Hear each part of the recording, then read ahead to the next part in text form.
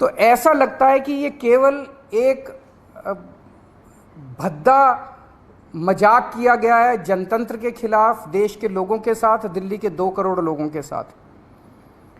एक तरह से सुप्रीम कोर्ट ने जजमेंट दिया, क्लियर जजमेंट दिया कि दिल्ली की चुनी हुई सरकार को पूरा अधिकार है दिल्ली चलाने का, 3 सब्जेक्ट्स छोड़ के, police, law and order and land, बाकी सारे सब्जेक्ट्स हमारे पास हैं।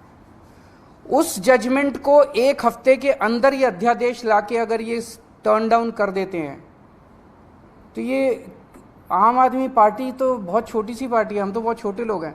ये तो सीधे सीधे केंद्र सरकार सुप्रीम कोर्ट को चुनौती दे रही है, सुप्रीम कोर्ट को चैलेंज कर रही है कि तुम जो मर्जी ऑर्डर कर लो, तुम्हारे सारे ऑर्डर हम 2 मिनट के अंदर ऑर्डिनेंस लाके, बिल लाके सब खत्म कर देंगे।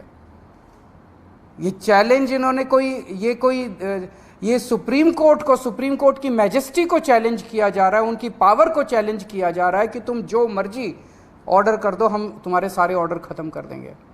सुप्रीम कोर्ट की इंसल्ट की जा रही है। This is a direct contempt of supreme court.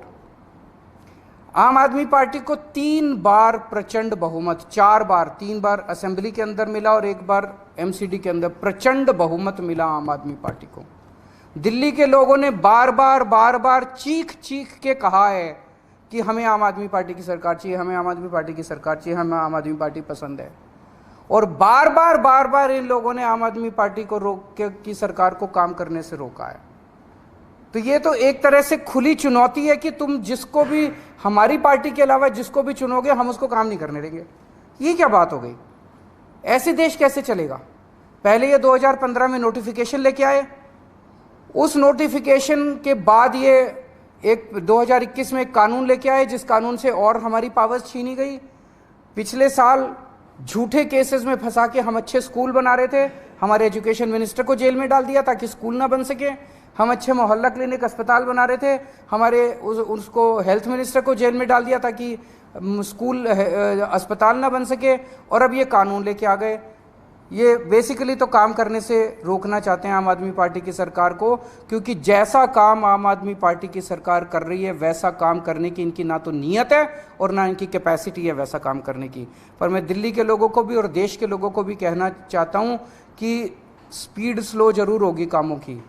आज जो इन्होंने अध्यादेश पारित किया, उन्होंने और भी कई सारे सेक्शंस डाले हैं, अभी भी हम स्टडी कर रहे हैं। तो स्पीड जरूर स्लो होगी, लेकिन सारे काम होंगे, काम को मैं रुकने नहीं दूंगा। ये अध्यादेश दिल्ली के 2 करोड़ लोगों को बीजेपी ने एक तरह से तमाचा मारा है।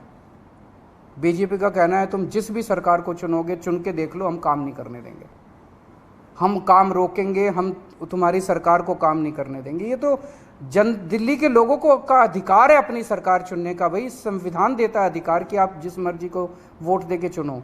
वो कह रहे हैं कि जिसको भी चुनोगे हम तुमको काम नहीं करने देंगे। आम आदमी पार्टी छोटी पार्टी है, हम बहुत छोटे लोग हैं। देश बड़ा है, देश इम्पॉर्टेंट है। कल हम नहीं होंगे, कोई और होगा, लेकिन देश रहेगा।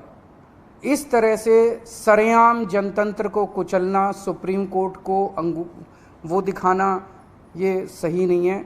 हम इसके खिलाफ सुप्रीम कोर्ट में या वो डालेंगे, इस ऑर्डिनेंस के खिलाफ सुप्रीम कोर्ट जाएंगे।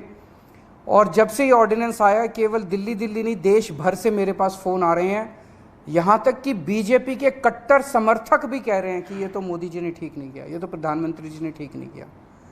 भाई 2015 में तुम नोटिफिकेशन लेके आए, उसी टाइम ले आते ऑर्डिनेंस, कोई कुछ नहीं कहता।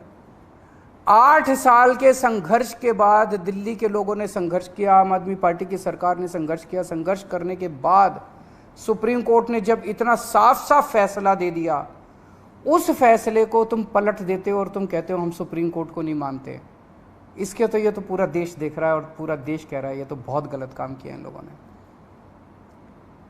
तो दिल्ली के लोगों के बीच में जाऊंगा मैं अब, और बहुत जल्दी दिल्ली के अंदर महारैली की जाएगी।